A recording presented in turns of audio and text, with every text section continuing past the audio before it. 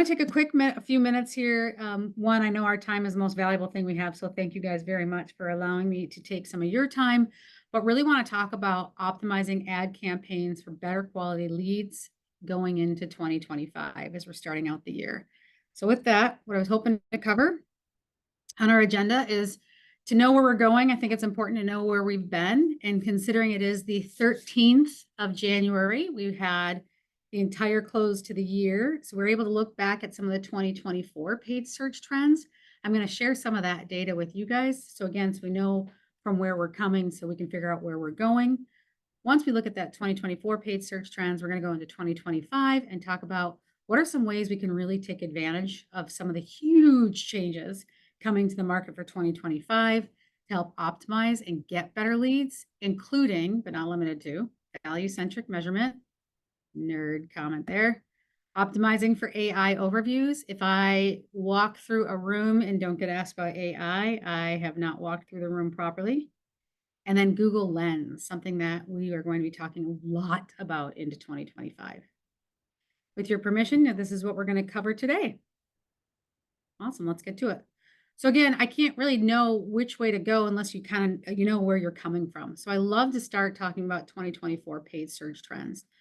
So one of the things that we saw, now we looked at over 200, or actually just under $200 million in ad spend on Google. This is if we're talking about just Google ads here. So looking at a bit under $200 million in ad spend.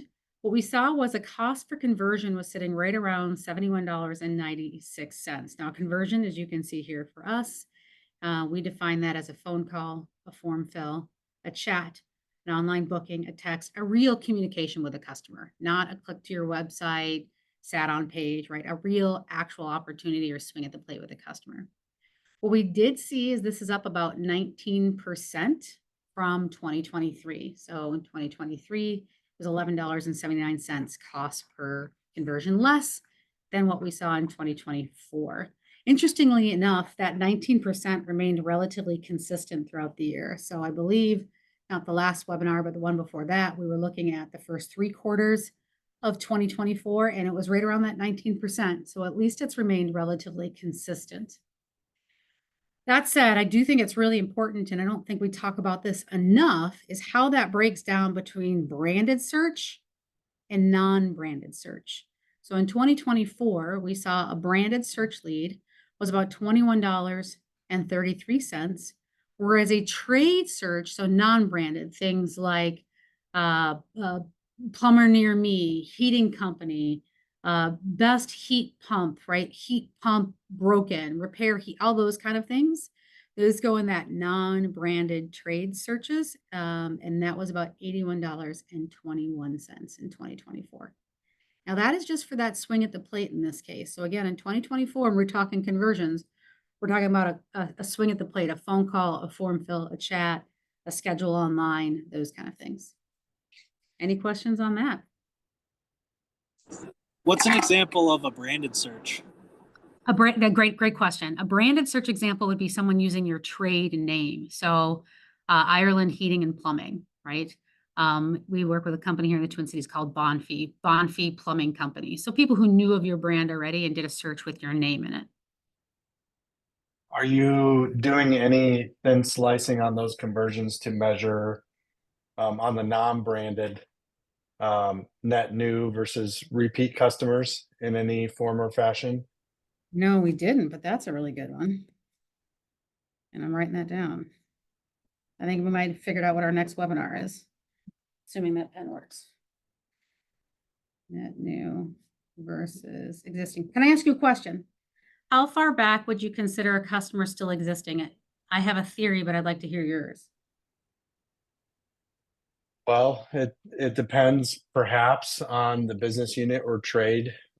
Usually on plumbing, we're looking anywhere from 3 to 5. On the HVAC side, it would be 10 or more. Years. Yeah, your and I's theories are wildly apart. I was looking at 18 months just because of the life cycle of a customer, but I think we can slice and dice it a couple of different ways. That's an interesting way to segment it out, and definitely something we're going to look into. Any other questions before I move on? or insights, because that was really good insight. And Heather, I can't see the chat, so if you see anything in there, if you could chime in too. Based on the season, I'm sorry. Based on the seasons for HVAC, every 6 months could be a returning customer, one for AC and one for furnace. Yeah, that's why. So like for HVAC, that's why we generally look at 18 months as a customer that's still in your customer base.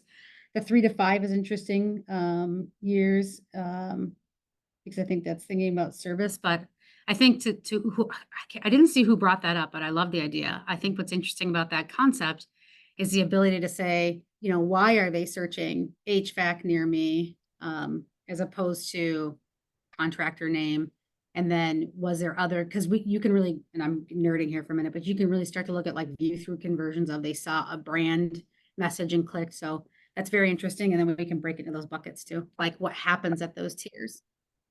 I think the other thing this is Jesse from Golden Rule in Central Iowa. We also only take credit for demand conversions.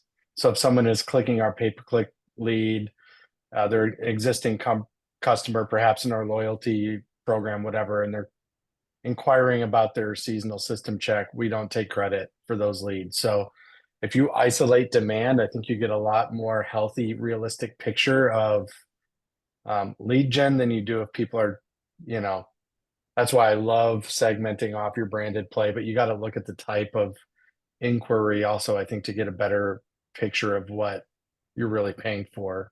You do, Jesse. I think you and I could probably do rounds on this because I totally agree with you, especially as you're talking about the branded for like membership programs or any of the programs that you have.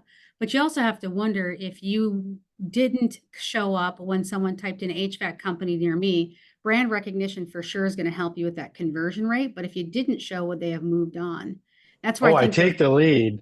Yeah. I take it. We book it. I pay for it. Great. But as I'm tracking my monthly lead gen as a department, I'm not going to take credit for it. So yeah, I'm going to take that lead all day long. But if I'm tracking my true demand lead generation, I don't count like system check inquiries. Yeah. That's a good point. I Ideally, though, would. I think it's a great metric to manage because I think that says you're not doing, there's something missing in the consumer journey because they're going to Google as opposed to Agreed. like, yeah, like I was just on the phone with, there's all these new HVAC thermostats programs now where you have like your name right on the thermostat. Anyway, I'd love it because I feel like you and I could nerd on this forever. In fact, I've been so bold in 2020 for again, maybe separate conversation. We stopped branded search altogether. Oh gosh, that's a hill I'll die on. For $21, I don't want to lose it. Because the loyalty in this space is so low. As a matter of fact, actually, it's a great segue. Right now, what we're seeing is that the average booking rate for Google Ads is about 42%. Which is right in line with what Google was trying to tell. And again, this is just Google Ads. We're going to go through the other services here in a second, which is right in line with what we were seeing in with some of the customer journeys expanding a little bit. So customers are using multiple touch points now, whereas they did not use as many touch points before. The implication of that is it's about $171 per booked call for Google Ads right now. Again, that's blended, to Jesse's point, between branded and non-branded, because it's using that $71.96 CPC, cost per conversion.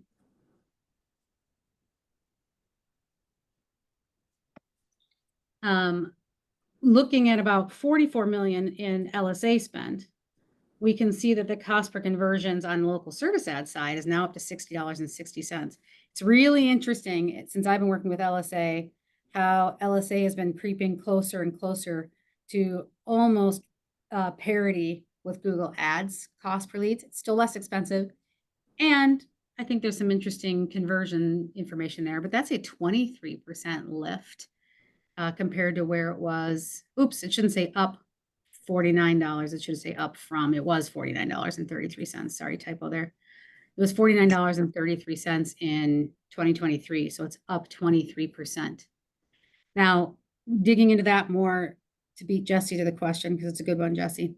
That did not have the same 23% increase across all trades. Some trades saw a higher increase. Some trades saw a lower increase. For example, electrical saw a relatively low increase in 2024 versus 2023, whereas garage doors and roofing saw a significantly higher increase in cost per conversions on average. In addition, they do now, to a few of you guys' points here, have branded search available in local service ads, which you can turn on or off. I think they call it direct search, not branded search. But we are currently working with local service ads to build out some custom reporting so we can see the difference in that cost per conversion on a direct search versus a non-direct search or trade search. That is not available yet, but we are beta testing it right now with them and hopefully should have that in this quarter. And not everyone turns it on too, which is interesting as well. So more to come on that. Any questions before we flip through? For multi-trade companies, do you believe it's best practice to, let's say you're in plumbing and heating, cooling, put all of those trades in one LSA account or separate accounts? We've seen it work better in separate accounts. There's some interesting little tricks you can do with doing with DBAs or fictitious names, depending on your state, to also kind of help promote that relatively significantly. Although we've been getting kind of some mixed messages from local service ads on that, but to date it has been it almost just, and I hate to ever say anything's 100%, but almost 100% improvement when we break it out by trade. If nothing more than just to even be able to control it easier. And then also one other advantage of breaking out by trade is that impression share reporting that's in there now. I think that's really useful when it's broken out by trade to understand if a slowdown in LSA is weather and demand driven, or I'm just not getting my fair share anymore. That answer the question? Yep, thank you. So we are seeing, it's interesting because I always tell people, I will say it's such a better conversion. But in this case, it's when we looked across a huge chunk of our database, we saw only a 39% booking rate on LSA. Now, this was not against the entire 44 million because we do not have that information for all of those customers, but it was a statistically relevant set of customers. We looked back in 2024 and saw only about a 39% or 38.5% booking rate on local service ads, which does also kind of make sense when you think about the keywords that local service ads presents for. They tend to be, plumber near me, which could still be kind of in the decision-making cycle. The implication of that is it's still a better cost per booked call. Using that $60.60, we're still at a $157 cost per booked call.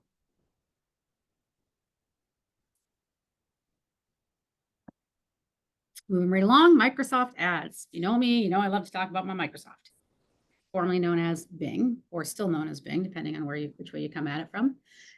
The Bing spend that we were able to look at is a lot smaller than some of our other spends. We're looking at about $8 million in ad spend, and we see a cost per conversion sitting at $79.12. That's up $14.02 since 2023, or about 21%.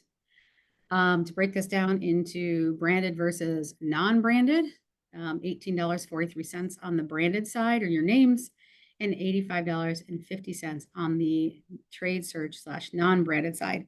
Interestingly enough, and Jesse, I think this kind of goes towards some of the stuff you're talking about too.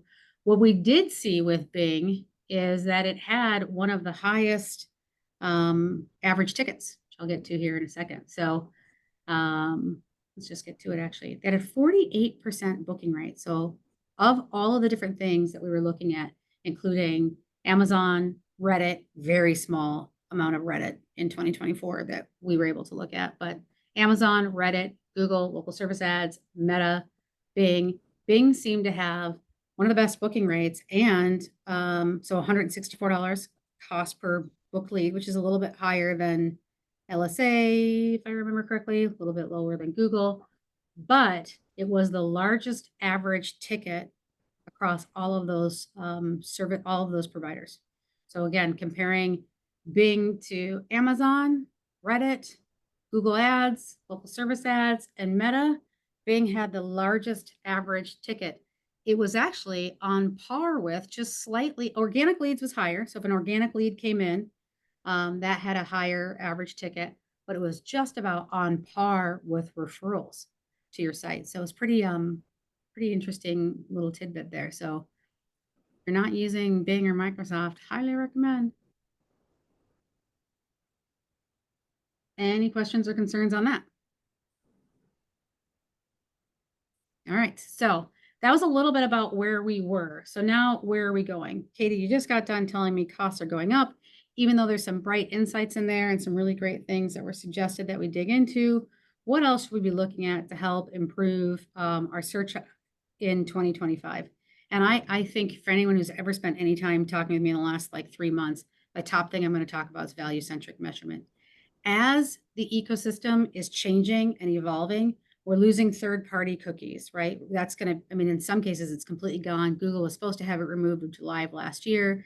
They punted on that a little bit, but it's going to be going away. As event conversions and things continue to degrade and tracking continues to degrade, and basically as regulations in a lot of states, matter of fact, not just, we always think about this as like an EU thing, but there's 12 states now that have some pretty serious regulations around this as well. As those continue to increase, we're losing some of the signaling that we're training Google on to help Google get better conversions. And so that combined with increased competition in the market, right? We're seeing both sophisticated and unsophisticated, which sometimes can be the worst in a market, competitors. We see aggregators and third parties. We see manufacturers throwing a line in the water too. All of these things are creating an environment where we have to get smarter about how we train Google and get Google's big AI machine to help produce better quality leads for us. And the way that we've found to do that is by using value-based bidding with first-party data. So what we're talking about there, it's a lot of words that make me sound really, really smart. But essentially what we're talking about is that not every customer or not every lead even has the same value. Jesse was just nailing it on 3 different points: existing customer versus new customer, demand customer versus maintenance customer, right? All those different things that are in there, we want to start optimizing and understanding that. And to do that, we need to give Google back the data. And I'll give you one of the more simpler, let me skip this, actually, I'll come back to it. I'll give you one of more simpler slides. When we're talking about a cost per conversion, and I know this is different numbers than what I was just showing you, but this is because I'm from Minnesota and I'm a product of a public school. And if I started using like those real numbers, 79.90, and try to do math, we'd be here for the rest of the day. So bear with me when I'm showing you kind of rounded numbers here. But when I'm high-fiving you guys saying, hey, look, we got you a $50 cost per conversion. Isn't that great? And that conversion is the traditional conversion of phone call, a form fill, or a chat. Maybe 1 in 4 of those are paying customers because Google's optimizing to a phone call, form fill, or chat. They aren't optimizing to a potential customer. They aren't optimizing to a new customer. They're optimizing just to a phone call, form fill, chat, online booking, text message, those kind of things. So if we assume 1 in 4 of those are a paying customer, because we're getting a lot of crud in there too, that actually puts my cost per conversion, per real conversion, at $200. I might have a great high five moment for the board, a board or boss or owner. Wayne, congratulations, I brought you a $50 cost per conversion. Here's my address for my Christmas card next year. Not interested, because it really was a $200 cost per conversion. That's why I was showing you those numbers. What was that cost per getting in the house, right? If we can optimize further down, and I say, hey, Google, start out, or Bing or Meta or any of these companies, start optimizing on a booked lead. And say I'm getting that for 150. Oh, clutch the pearls for any of you old enough to know that term. Clutch the pearls. I'm at $150 cost per book lead, but that's actually still way better than my $200 at the top, right? When 1 in 4 are converting, say 85% of those, because I'm optimizing to a booked lead and I'm getting that call booked, and that's what I'm paying for now as a conversion. Google's trying to find me more just like that. Say 85% of those run for a job.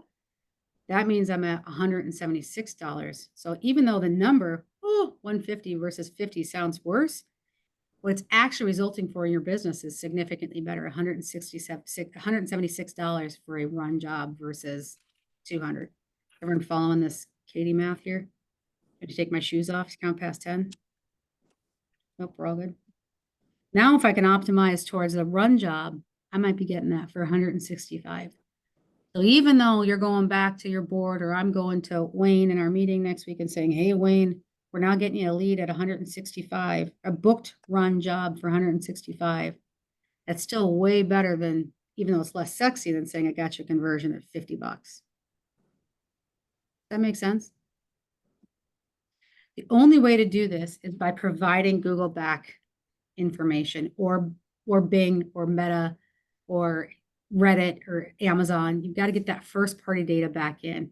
And that first party data is going to be play around in that customer journey. So you'll hear a lot of, if you haven't mapped your customer journey for way other reasons than what we're talking about, I can't recommend it strongly enough. But really starting to play with where in the journey we can optimize to. So for example, someone comes into your landing page and they do an online booking. That used to be, there's that form fill, there's that phone call, there's that online booking. That used to be that what we'd optimize to. But there's a whole lot of steps between getting there into a sold job. If we can optimize for that run job or that sold job revenue, now you're optimizing something further down the funnel that gives Google more information. So bringing that first party data back into your paid providers. You will not just hear this from me in 2025. You're going to hear it from, I think, almost anybody who's doing anything to do with paid search as the next jump, not only because the old ways are going away, but because you won't be able to compete unless you're optimizing to something smarter. And with the advent of, not advent, because it's been around for a long time, with the improvements with AI, Google being able to do this has been lightning fast. Any questions, concerns, comments on that mouthful? Highly recommend it. It's going to be pretty, in my opinion, it's one opinion out of many. If you're not incorporating value-centric measurement into your marketing channels by the end of 2025, you will literally just be throwing darts at a wall. And to Jesse's point, the more intelligent you can get about where in that journey and what you're optimizing for, the more you might be able to improve those conversions. What's your recommended level of frequency for reporting back to Google, whether or not your leads booked or were tied to revenue?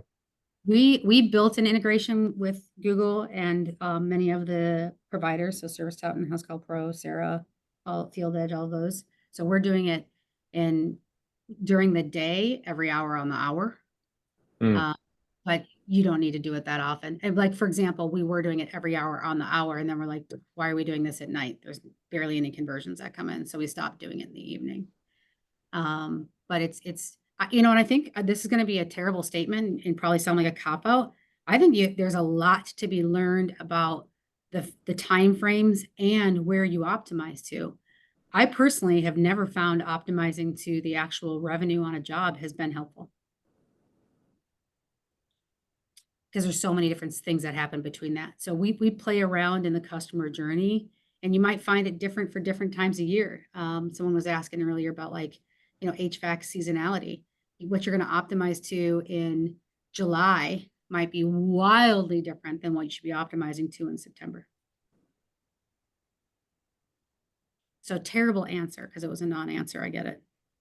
You don't find that tracking revenue, ultimate revenue against leads generated in the paid channel relevant at all? No, it's definitely relevant, 100% relevant. Okay. It's just not what we train to. And by the way, we're constantly experimenting with it, so I shouldn't say it's not what we train to. As we've been testing this with Google for the last 2 years, and I keep saying Google because we've primarily done this body of work with Google. If you listen to those numbers at the beginning, it was 200 million in Google search, 44 million in LSA, and then 8 million in Bing, right? So we do most of our work through Google, although Bing's got some really cool products too for this with their Copilot. But we've been doing it for the last 2 years with them, and we've been testing. This is a very dumbed down version of a customer journey. For anyone who's lived it, they know there's a lot more steps than this. But we've been testing all different steps. And what we found is it has to be, I don't want to say fluid, because that implies you're changing it more than you want to change it, but you have to have some flexibility in it.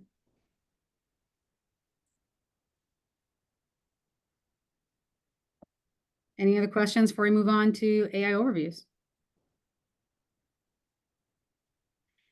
I don't think that if you don't know what I'm talking about here, Chat GPTs, the Geminis, Perplexities, I kind of wonder if you've been living under a rock, right? But in 2025, as they roll out these updates, it's not only changing the way search is presenting, it's also changing the way people are searching.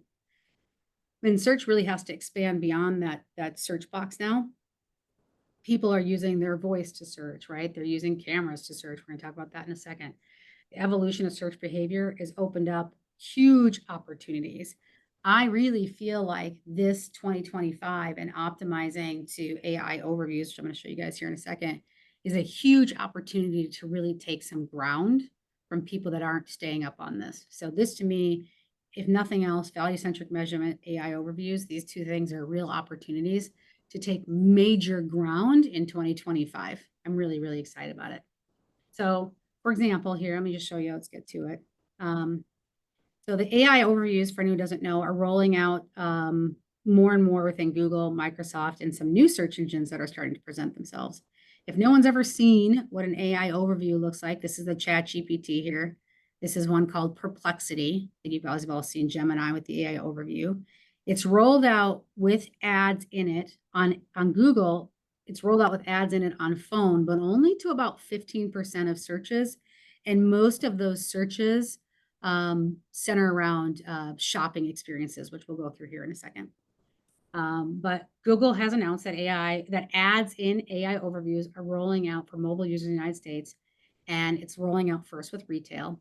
And I'll show you guys some examples, but you still can see kind of examples here. So I just did best plumbers in Hilliard, Ohio. Boom, there's Eco Plumber, right? There's another one here. Recommend kitchen plumbing repair company in Lafayette, Peterman. Those are going to be places that you're able to actually do some integration with paid search. So I'm going to show you as an example here. I got to click on my little trees here. So here someone typed in, how do I get a grass stain out of jeans, right? How we're starting to integrate more. This is Google's generative AI search. Here is some information. You can see they clicked right on that link. You'll also see the ads integrated directly in, not only up top, but also below. And they are experimenting with different placements of those ads in there. So they are starting on mobile, and they are starting in shopping or traditional retail, like things like grass removers, shoes, things like that, things that are easier for Google to put into the program. But that is an example of how search is actually just moving into that generative AI result. Any questions, any concerns? Anyone seen some of this before already starting to show up on their phones? All the time. Yeah, right. It's crazy to me how it's starting to show up. And it's so ingrained into the actual messaging that sometimes I don't even think people are realizing those are actually ads at the top too. Then there are ads at the bottom below it, and then reference links inside of it. Sometimes the reference links will show on the right-hand side as well.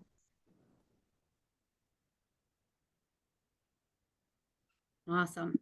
So next question I get all the time is, what do I need to do to show up in these new search experiences? It's super simple. The ads, search ads are already showing in those experiences if you're using AI-powered search ads and like performance campaigns, shopping campaigns as well. Those are the three big ones that it's showing in. We just don't do a lot of shopping in the trades. There is no additional action required. For Microsoft, adopting the MSAN network and Performance Max is how you'll get into the Chat GPT results. Google and Microsoft are evolving the customer experience daily, right? But the big moral here is, and I hear a lot of people kind of sometimes I think mix messaging. Well, it's not, search is going away, search is going away. It's not going away. It's just evolving into the new display. Google, Bing, Microsoft, and the people that own them are not going to let that revenue go away. They're just moving how it presents and then moving the cheese for those of us on our side to make sure that we're staying on top of what they need to get that data in there. I've run a couple tests in my area asking generative AI, Chat GPT, whatever platform you want to pick, like, hey, in my market, who would you recommend as the top 3 or top 5 most reputable? Enter your service here, electricians, plumbers, whatever. After it's spits that information out, then ask it a follow-up question on what data sets or points are you predicating your results on, and it will tell you a lot about how its engine is serving up and evaluating service providers. One thing I found interesting, and I'm sure if you did it tomorrow, it would change, is it's putting a lot of emphasis on the Reddits, the Yelps, the Better Business Bureau sites, because it hasn't learned a better way yet. So You're spot it's on. interesting. You're spot on. And if you go to any of them and you ask, they'll actually reference you to their source material. So that's what we do too. What you did, I always say, like, why does this page rank high too? And they'll tell you, but you can also say, what do you use to learn on? And it'll reference you to their source material. But you're also really spot on about the Better Business Bureaus and the Yelp and the Reddits. And there's an interesting reason why, just from my experience in doing some deep diving here. And that's that what is considered correct for usage has not been settled on from a monetary reasons, right? So like what articles I can use, as well as hallucination issues, right? Because people are putting out so much crud. So they're trying to go to those things like Better Business Bureau that's been vetted, Google Business Profiles that's been vetted, Yelp because it's vetted in a paid service. So they're going to these lower hanging fruits. And each one of them is using different subsets. So it's going to be the Wild West for probably the next 2 to 3 years until it settles down. And really the big thing, I think personally, and this, I don't have any evidence of this just from my own personal learning, is they've got to settle what data can be used for learning and what data can't be used from learning from a data ownership standpoint as well. Yeah, I It's don't really think it will take long for somebody to listen to one of those recommendations, have a terrible experience, and then start reporting back to GPT, for instance, saying, "Why did you recommend? I went with this plumber and I got price gouged and they didn't fix my problem." It's going to be, I don't know if it'll be 2 years, but it'll be interesting to see how they do settle on what criteria matters. Well, and it's interesting too, and I don't mean to go in the weeds here, but it's also your experience and my experience will never be the same because it's trying to become a personal assistant. And it might slowly realize that you value time more than money, and maybe I value money more than time. So it's going to start to look at the entire body of your own search experience as it's making recommendations. So the game is just, which presents real opportunities if you can answer those questions in multiple ways within your content. Yeah, that's a great point.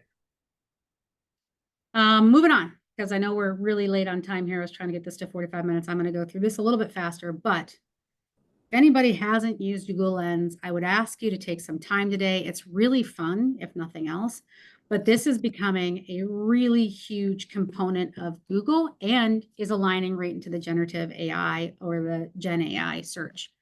And essentially what it is Google Lens has now been used. I could not find a stat since October, which I'm really bummed about because the growth rate of Google Lens in all of 2024 was wild.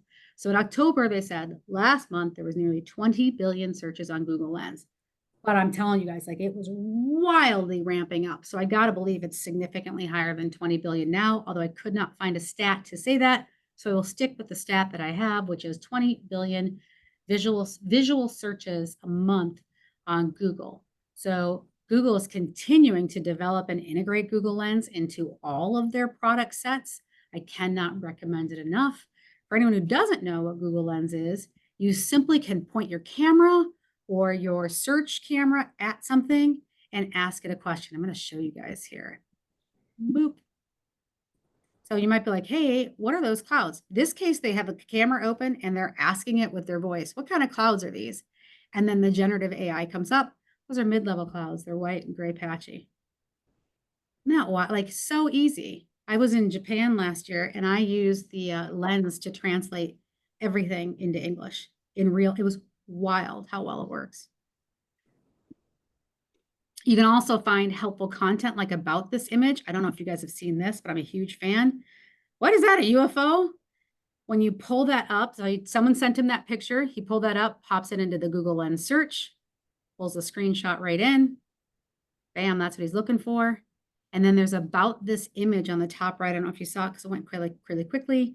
and it brings up all the information that matches that and gives you more information about that. This one's kind of funny because I don't think they meant to, but found cloud UFOs, right? This is where some of the, for anyone who doesn't know, I use the term quickly, but hallucinations are what's called in AI when either AI made data that doesn't exist or is pulling data that's incorrect. So it's kind of funny, but lots of opportunities for that in this space. You can even get product details instantly. Let me go back to this point your camera and ask question because like I'm showing you a lot of examples because it hasn't fully rolled into our space yet. It's starting to. But can you imagine a 30-something person who just bought a house and they walk into their garage and there's something in the corner leaking water and they have no idea what it is? You and I probably know just from that description it's a water heater. They don't. They're going to take their phones, they're going to point it, they're going to take a picture of it, and they're going to say, what is this thing? That is where we want to be in the customer journey, in my opinion. That is exactly where I want to insert myself. So that's where some of this becomes really powerful. You can even get product details. So I'll show you this one. This is kind of neat too. I might be curious about a specific, if I've never seen a tankless water heater before, imagine going to the tankless water heater and seeing that. Or a new HVAC system and needing to know what kind of furnace fits in it. All of that is going to be instantly integrated into the visual searches and then lay on top of generative AI. And then it goes on and on. You can summarize text. This is what I did in Japan. It was crazy. Here, they just took a picture of someone's handwriting, pop it in, summarize the text from an image like that. You can, if you have, if you're in a state that has multi-languages in it, like pointing this at a sign, it instantly translates. You can do it from English to another language too. It's wild. And it's in real time, relatively real time. So this again combines with that generative AI for a super powerful experience. They have it on desktop as well. So you might see an image on a desktop and be curious about it. Great example is we're seeing a little bit of this start to pick up around like mini splits. Oh, what is that thing, right? Because people don't know. Great example for it. Any questions or concerns on that? Moral to the story there is, here's an opportunity again to get in front of some of our competitors by starting to gather this information now. Get some really great photos, get images, be able to be in that experience. All right, wrapping up. Value-centric measurement. It's a holistic first-party data measurement strategy. Cannot recommend this enough for 2025. Helps you accurately measure. Somebody asked about measurement. Measurement and training to me can be siblings, but they aren't necessarily the same person, right? Well, how you use them can be a little different, but accurately measure and attribute conversions for your campaigns to increase performance, improve efficiencies and effectiveness. As well as in that experience, you might find you've got a glaring hole in the process once you lay this out. Generative AI. I don't think you're going to get away from this in 2025. With AI overviews, people are visiting greater diversity of websites. This is an interesting stat from Google with more complex questions. Links are included in that. I showed you guys that. And actually what they're seeing is people are clicking on more links than they were before. So they look at that click share and they're seeing more clicks going through that as well. And then Google Lens. This is just customers moving beyond the keyword. If you're not moving beyond the keyword in your strategy in 2025, I think you're going to continue to see what we saw at the beginning was just more of the same and increases. I know that was a lot of nerd. I hope, Mr. Ireland, you didn't pull the car into a ditch just to make this phone call end. But if you have any questions or concerns, I think Luke's on here. He can help us with some questions and concerns. If there's anything else we can do for you, this deck will be available as well. Any other questions, concerns, comments? Luke, anything you have to add? No, I just threw my Calendly link in the chat if someone wants to book a one-on-one. I've got a few different options over there. My email is also there, so if anyone wants to connect, feel free. Appreciate you guys hopping on. I hope this I have wasn't a question about Google Lens. I'm sorry. Yeah, no, go ahead. So would you recommend like when you're about to take a furnace out or a furnace is broken, would that be like taking pictures of that furnace, maybe posting it to your website so that when people post So when people search a picture of their old furnace, Yes. kind of get taken to your website because it's got those types of same pictures on them. Yes, and I think a lot of it has to do with how you tag your images as well, which like is a whole nother class on it. But yeah, I cannot recommend pictures enough. I will tell you that can be a slippery slope as well. Someone had asked about something earlier on with like people writing bad reviews. You want to make sure that those photos, anything you post gives your, if you got muddy boots on and you're standing without any booties on in somebody's living room carpet, you might not want to post those pictures. But yes, I think that's where we have a real opportunity to take some ground over some people. If nothing else, posting that on GBP is helpful as well. Your Google Business Profile, posting it on your Bing Places is helpful because, as the other person said, that is where Google's pulling a lot of this from. And then posting that with, and I know this is a lot of work, but it's why I don't work out because it's hard. Posting that with a picture that says like, recently came across a 25-year-old furnace. Because then somebody might take a picture and go, can I fix this 25-year-old furnace, right? That's how that generative AI is going to incorporate in it. But long story longer, yes, please start getting those photos now. Maybe post a before and after so that your new furnace is paired with that old Love it. one, so that when they take a picture, it's because AI, it almost seems like the AI Google Lens is going to be replacing sending pictures to dad, saying, "Where's with this?" Yeah, 100%. And once you start using it, it kind of becomes addictive because I am super lazy and being able to like just hold my phone up. I'm not kidding. I keep referencing this trip to Japan because I wasn't using Google Lens before that, but it became, I would put it over something and be like, what's in this, right? Because I didn't know what some of the food was. And then I would hold it over the menus and it would translate everything in the menu. There was two lines for this one place. I didn't know which one to get into. And I held up my camera and one was for foreigners and one was like, so it's really starts to become, to your point, instead of phoning a friend or calling dad, it's like, hey, Google, what's this thing? And I was just reading an article this morning about how baby boomers are starting to actually finally move out of their homes, which is going to be very interesting to the market. But as the younger generation is taking ownership of homes, they are less likely to be doing traditional search, even know what a water heater is. I was at somebody's house and their kid didn't know how to take the top off the toilet bowl. Right? Like, I mean, but again, why would you? Toilets aren't touched the way they used to be, right? So, I mean, just imagine all those things and all those opportunities. Sorry, I get very excited. Any other questions or concerns? Awesome. I hope that wasn't too nerdy for you guys. I really do appreciate you spending all that time with us. We're about 50 minutes. I really, truly thank you. If you have any questions, please reach out.